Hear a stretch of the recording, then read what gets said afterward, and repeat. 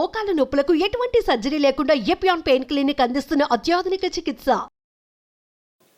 ఇంత ఏమీ అవసరం లేదు. మీకు ఏ రోగమన్నా ఉన్ని డజంట్ మ్యాటర్. మీరు ఈ 5 సిరిధాన్యాల్ని రెండు రోజులకు ఒకసారి మార్చి భోజనం చేయండి. అంటే 2 రోజులు అరికలు తినాలి, 2 రోజులు సామెలు తినాలి, 2 రోజులు ఊదులు తినాలి, 2 రోజులు అండుకూరలు, 2 రోజులు కూరలు, మళ్ళా సైకిల్. అలాగే కషాయాలు. ఈ రోగనిరోధక శక్తి మీకు కావాలంటే ఈ వ్యాక్సిన్లు ఇవి అవి ఏం పనిచేయవు, ఏమీ పనిచేయవు. మీకు పనిచేసేది ఈ 7 కషాయాలు చెప్తాను, పుస్తకంలో రాశారు. గరిక, తులసి, తిప్పతీగ, బిల్వం, కానుగ, వేప, రావి. ఈ 7 ఆకుల కషాయాల్ని 4 రోజులు, గరిక 4 రోజులు, తిప్పతీగ 4 రోజులు, తులసి 4 రోజులు, బిల్వం 4 రోజులు, కానుగ 4 రోజులు, 4 రోజులు వేప, 4 రోజులు రావి కషాయాలు తాగితే మీకు 2 సంవత్సరాలు డెంగ్యూ రాదు, పంగు రాదు, H5 రాదు, N1 రాదు, పంగు, జింక, పుంక, నీఫా, గీఫా, ఈ రోగాలన్నీ మీ దగ్గరికి రావు, గ్యారంటీ.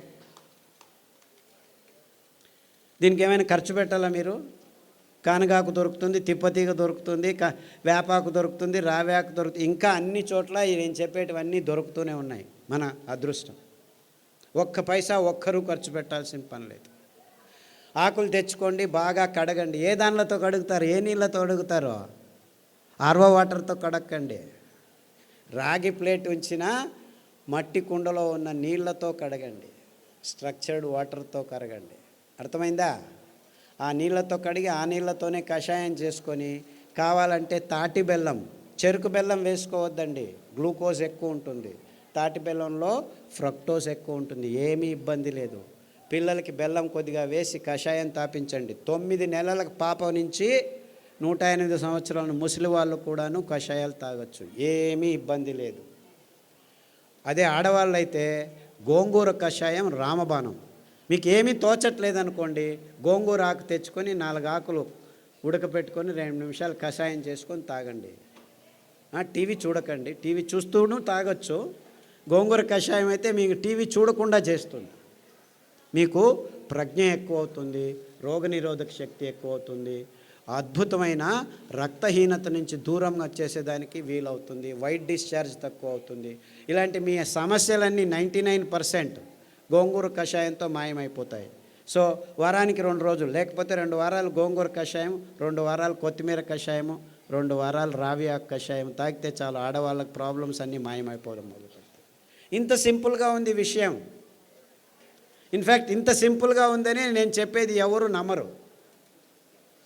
మొదలు అందరూ అలాగనే వాళ్ళు. ఒక డాక్టర్ లేచి నేను 2 గంటలు లెక్చర్ ఇచ్చిన తర్వాత, ఓ ఈజ్ దట్ సో సింపుల్ అన్నాడు. I said it is much simpler. 2 గంటలు అవసరం లేదు, 2 వాక్యాల్లో చెప్తాను నేను. 2 వాక్యాలు. రోజుకు 1 గంట నడవండి, వీలైతే పొద్దున 15 నిమిషాలు, సాయంకాలం 15 నిమిషాలు. ఇంత అద్భుతమైన పదార్థాలని ఇప్పటికీ ఇస్తున్నాడు దేవుడు. ఎన్ని పాపాలు చేసినా మనము ఆ దేవుణ్ణి ఒక 15 నిమిషాలు పొద్దున్న లేచి ధ్యానం చేయండి, సాయంకాలం పడుకునే ముందు ఒక 15 నిమిషాలు ధ్యానం చేయండి. తర్వాత సిరిధాన్యాలను తినండి, గోధుమలను తినకండి, బియ్యం తినకండి, పాలు తాగకండి, చక్కెర ముట్టద్దండి, గుడ్లను కూడా చూడొద్దండి. పాపం అవేమో పిల్లల కోసం గుడ్లు పెట్టుకుంటున్నాయి, మీరు వెళ్ళి రాక్షసులాగా తినకండి. దానిలో గుడ్లు దానిలో ఉండనివ్వండి. లేదు చేపలు చాలా మంచివి, జలపుష్పాలు తినొచ్చని కొందరు స్వామీజీలు కూడా చెప్పడం మొదలుపెట్టారు. దాంట్లో మీకు దొరికేది పాదరసము, మెర్క్యూరీ తప్ప ఇంకేమీ దొరకదు, అంత భయంకరంగా ఉంది. బుద్ధిమాంద్యం పోదు కదా, బుద్ధిమాంద్యులు అవుతారు. మీ పిల్లలు బుద్ధిమాంద్యులు కాకుండా పుట్టాలంటే కొర్రలు తినండి, అండు కొర్రలు తినండి, అరికెలు తినండి, సామెలు తినండి. అరటి బోధ కషాయము, పసుపు కషాయము గర్భిణిగా ఉన్నప్పుడు తాగండి, పిల్లలకు తాగించండి. మీ పిల్లలు బుద్ధిమాంద్యులు అయిపోయి సూక్ష్మగ్రాహీలు అవుతారు. ఇన్ఫ్యాక్ట్ ఫిట్స్ వచ్చి కత్తి చాకు తీసుకొని చంపేస్తాననే పిల్లవాడు, ఆ తల్లిదండ్రులు కత్తి చాకు తీసుకొని చంపేదానికి పోయే పిల్లవాడు పసుపు కషాయము, రావి ఆకు కషాయము, శొంఠి కషాయం తాగిపించి అండు కొర్రలు తినిపించడం మొదలు పెడితే ఇప్పటికి 12 సంవత్సరాలు అయింది. 10వ తరగతి ఫస్ట్ క్లాస్లో పాస్ అయ్యాడు. ఇలా వందల కేసులు ఉన్నాయి. అంటే ఫిట్స్ కోసమని టెగ్రిటాలు, వాల్ప్రోయిక్ యాసిడ్, ఫ్రీజియం ఇవ్వడం మొదలు పెడతారు పిల్లలకి. ఆ మందులు తీసుకుంటూ పిల్లలు బుద్ధిమంతులు అయిపోతారు. ఫిట్స్ రావు అని చెప్తారు, అయినా వస్తూనే ఉంటాయన్నమాట. అలాంటి వాళ్ళందరికీ కొర్రలు, అండుకొర్రలు తినిపించి ఈ కషాయాలు తాగిపిస్తే 6 నెలల్లో ట్యాబ్లెట్లు మెల్లిమెల్లిగా ఆపు చేసి ఇప్పుడు హ్యాపీగా ఇంట్లో అందరికీ సహాయం చేసుకుంటూ బాగా నడుస్తూ ఏ ఇబ్బంది లేకుండా మాట్లాడటం తెలియని వాళ్ళు కూడా మాట్లాడడం మొదలుపెట్టారు. అది 15 సంవత్సరాలు 20 సంవత్సరాల తర్వాత. అంతవరకు మాటలు అనేది తెలియని పిల్లలు కూడాను ఇప్పుడు మాటలు నేర్చుకుంటున్నారు. ఇలాంటి అద్భుతమైన విషయాలు ఈ ధాన్యాల్లో, ఈ కషాయాల్లో ఉన్నాయని చెప్పేదానికి నాకు చాలా చాలా సంతోషంగా ఉంది. అర్థమవుతుందా? It's very simple, very very simple. ఇంత సరళమైన అద్భుతమైన ఆరోగ్య రహదారిని మేము నిర్మించాం. ఇంకా బాకీ ఉంది ఏమిటి? మీరందరూ అందులో నడవటం మాత్రమే. అంతే. అందరికీ ఆహ్వానం, ఆరోగ్య రహదారిలో నడవండి అని మా విన్నపంతో మీ అందరికీ వందనాలు. సిరిధాన్యాలు తింటే అరగట్లేదు అని దీనికి 2 కారణాలు ఉన్నాయి. మీరు పొద్దున్న సిరిధాన్యం ఇడ్లీలు తింటే రాత్రి వరకు ఆకలి కాదు. మీరు అనుకుంటున్నారు ఈ బియ్యం తిని 2 గంటలకే ఆకలి అవుతుంది కదా, సో అది బాగా అరుగుతుంది అనుకుంటున్నారు. అలా కాదు. ఇది సిరిధాన్యాలు తింటే మీకు ఎంత కావాలో అంత గ్లూకోజ్ అందుతూ ఉండటం వల్ల మీకు ఆకలి కాదు. అంటే అది జీర్ణం కావట్లేదని కాదు మీకు అర్థం. అందరికీ ప్రాబ్లం అది. అంతేకాకుండా మీరు సిరిధాన్యాల్ని బియ్యంలాగే కుక్కర్లో వేసి పుస్ పుస్ అని 4 కూగులు కూగించేస్తే రాదనమాట. అది ఉడకదు. రాత్రి నానబెట్టి పొద్దున ఉడకబెట్టుకోవాలి. కనీసం 3 గంటల నుంచి 6 గంటలు నానబెట్టాలన్నమాట. నానబెట్టి వండితే ఆ ధాన్యం తింటే మీరు హ్యాపీగా ఫీల్ అవుతారు, ఆరోగ్యంగా ఉంటుంది. సిరిధాన్యాలు చిన్న పిల్లలు 9 నెలల పిల్లలు కూడాను జీర్ణించుకోగలరు, ఏమీ ఇబ్బంది లేదు. కానీ మీరు వంట వండే విధానంలో మార్పు రావాలి. నానబెట్టి వంట చేయాలి. హలో సార్, మేము dialysis patient. Kidney infection. Hello, కిడ్నీలో చాలా రకాలైన ఇబ్బందులు ఉన్నాయి. ఒకటి, కిడ్నీలో రాళ్ళు రావటం, కిడ్నీ నుంచి యూరిక్ యాసిడ్ ఎక్కువ ఉండటం, క్రియాటినిన్ ఎక్కువ కావటం, డయాలసిస్కి పోవటం ఇలాంటివి. తర్వాత ప్రోటీన్లు ఎక్కువ కారటం, లావుగా ఉండిపోవడం, ముఖంలో వాపు రావటం, ఇవన్నీ కిడ్నీకి సంబంధించిన రోగాలు. కాలు కూడా ఇంత లావు నీళ్లు ఊరుకోవడం, ఇవన్నీ ఇబ్బందులకి చాలా సరళమైన పద్ధతి. అరికెలు 3 రోజులు, సామెలు 3 రోజులు గంజి రూపంలో తాగాలి.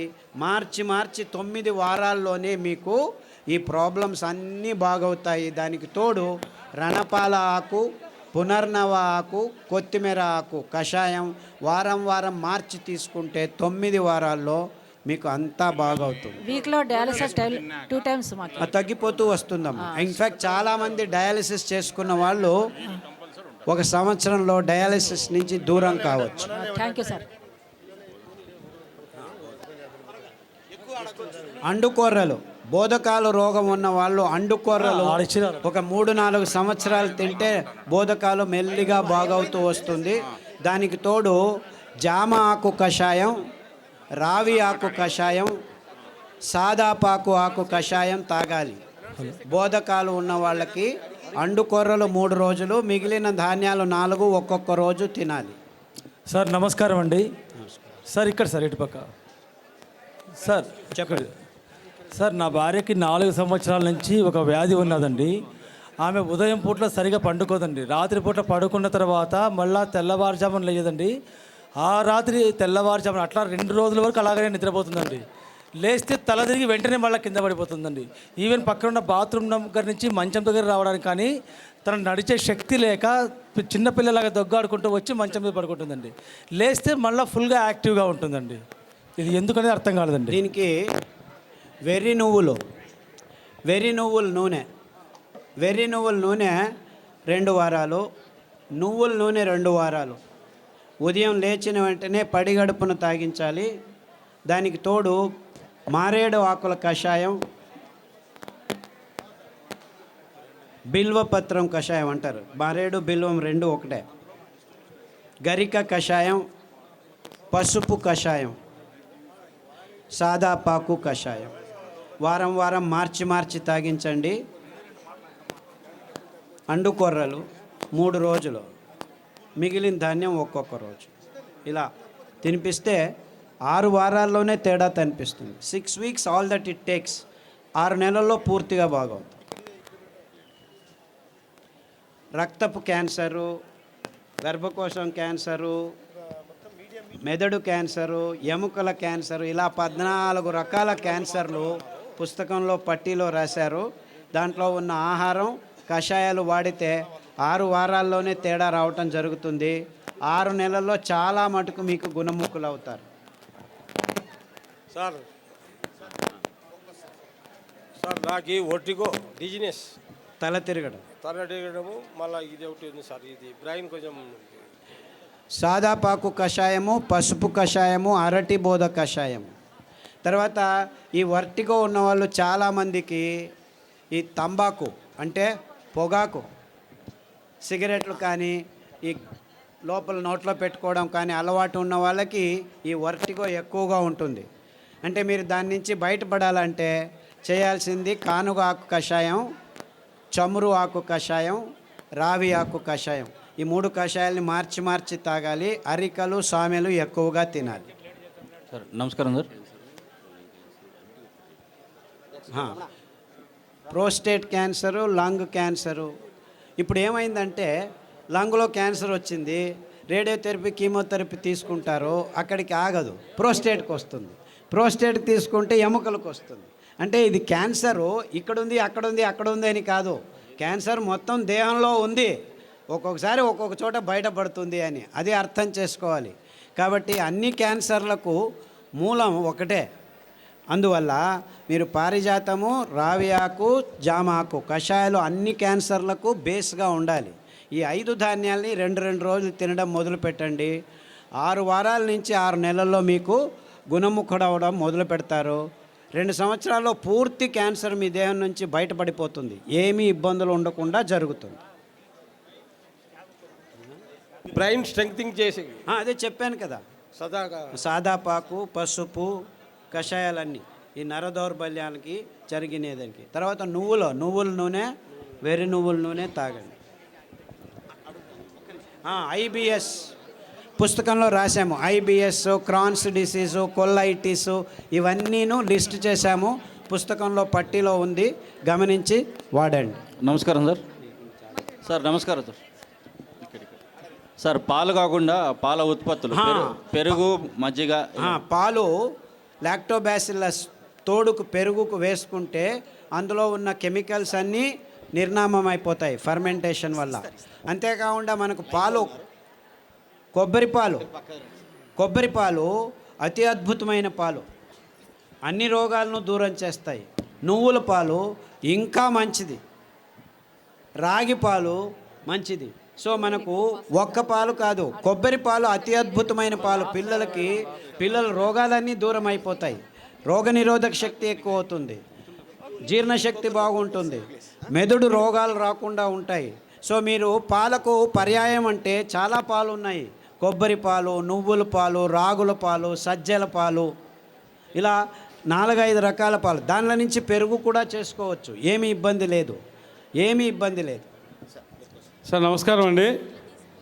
నా పేరు పూల రమణ సార్. ఈ పరిసర ప్రాంతాల్లో మాకు రాగిడి భూములు ఎక్కువ సార్. సో ఈ ప్రాంతంలో మేము ఎక్కువగా జొన్నలు పండిస్తుంటాం.